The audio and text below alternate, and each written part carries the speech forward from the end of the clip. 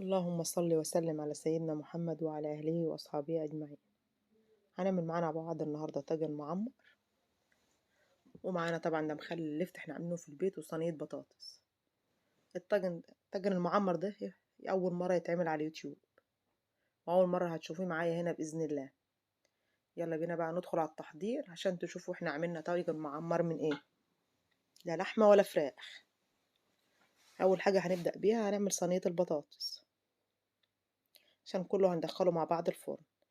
كده قطعت بصلاية، وهنزل عليها بنص معلقة سمنة ومعلقتين زيت، ونزلت برشة ملح ورشة فلفل اسود. انا بنزل بالملح عشان يتبل معايا البصلاية ويسرع معايا من تتبيلها. كده خلاص، هي يا دوبك شوحتها، ما انا ما بحمرهاش، يا دوبك تشويحة خفيفة مع الملح والفلفل. وهبدأ انزل بالبطاطس اللي انا طبعا مقطعاها وغسلاها. طبعا كمية البطاطس دي حسب عدد اسرتك، بس جربيها بالطريقة دي مش هتندمي، وطعمها في منتهى الجمال.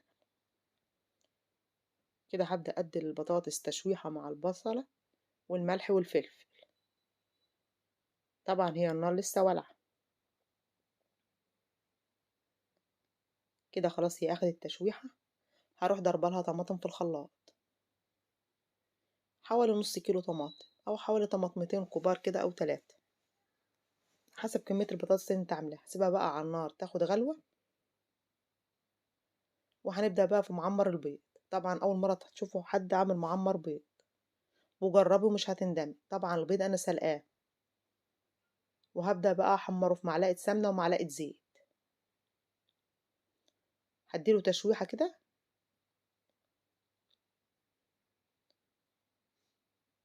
مع الزيت والسمنة،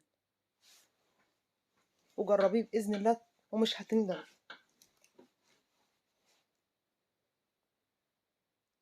كده خلاص هي تاخد معايا اللون الذهبي، وهبدأ اطلعها.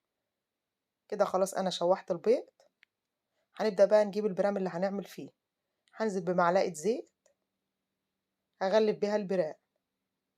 وطبعا انا بستعمل رز مصري. طبعا الرز بكون غسلاه، انا بغسل الرز ما بنقعوش. هنزل بشوية رز في قعر البرام، وهبدأ بقى ارص البيض اللي انا كنت سلقاه ومحمراه. طبعا كمية البيض ده حسب عدد اسرتك، او حسب انت عايزة تستعملي كام واحدة، يعني ما ترتبطيش بعدد.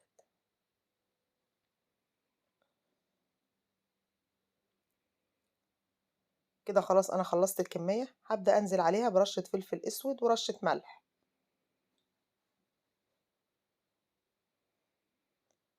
كده نزلت عليها برشة فلفل اسود وكده، وكمان رشة ملح،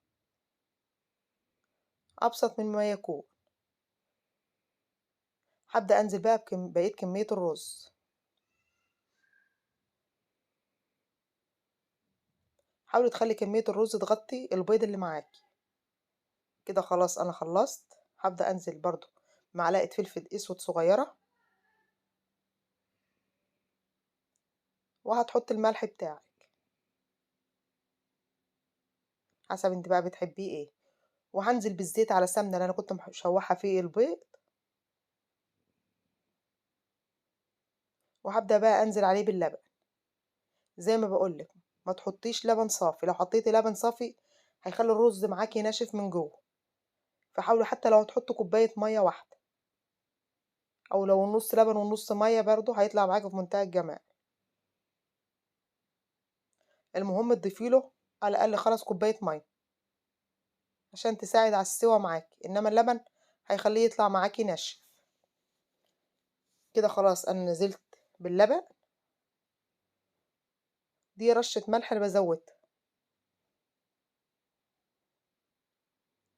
وزي ما قلت لكم، لو عاملة 4 كوبايات رز هتحط لهم 5 كوبايات سوائل، ممكن 3 لبن و2 مية، او ممكن العكس. كده خلاص انا حطيت البرام جوه الفرن، وطبعا صينية البطاطس جبتها عشان تكمل سواها معاها، عشان يبقى مع بعض في الفرن. بدل ما اشغل البوتاجاز واشغل الفرن، فقلت هي تدخل جنب البرام، لان كده كده مشغلين الفرن. طبعا اول ما بتدخلي البرام النار بتكون عالية معاكي من فوق، عشان يعمل معاكي الوش الجميل اللي انت هتشوفيه دلوقتي. كده خلاص بعد ما عمل معايا الوش أنا وطّيت النار، طبعًا أنتم شايفينها معايا النار واطية خالص. هابدأ بقى أنزل عليه بمعلقة سمنة عشان يدخل بقى يكمّل تلدينه. هو رَك ما بيتشرّب كده بتروحي موطّية عليه، زي الرز اللي بتعمليه على البوتاجاز، مش إحنا بنوطّي عليه شوية ونسيبه يتشرّب، هو نفس الحكاية. هو كده خلاص شرب، يا دوبك هتدّي له معلقة سمنة وتدخّليه الفرن، أو لو اللبن بتاعِك دسم وأنتِ متأكدة من المادة الدهنية اللي فيه ومش محتاج تاني ممكن ما تحطّيهوش. كده خلاص أنا حطّيت له السمنة، هابدأ بقى أضيفه في الفرن عشان يتلدّن، وده شكله بعد ما اتلدّن معانا، وصينية البطاطس طبعًا نشفت وأخدت اللون ده من الفرن، وده الليفت اللي إحنا مخلّيينه مع بعض. طبعًا شايفين برام الرز شكله يتكلم عن نفسه. طبعًا أنا باعمل كده عشان أسلِّك الحروف بتاعته، عشان أمّا تقلبيه يتقلب معاكِ على طول. طبعًا هو لسه طالع من الفرن ويا دوبك قلبته وباورّيكم الرز معايا مفلفل ما فيش ولا حباية ماسكة في بعضها، ومستوي كمان. زي ما أنتم شايفين القعر بتاعه لونه دهبي، وكمان معلقة الزيت اللي إحنا حطيناها في البرام ما خلّتوش يلزق فيه. ودي كمان صينية البطاطس، ويا رب الطريقة سهلة وبسيطة وتجرّبوها، وما تنسوش اللايك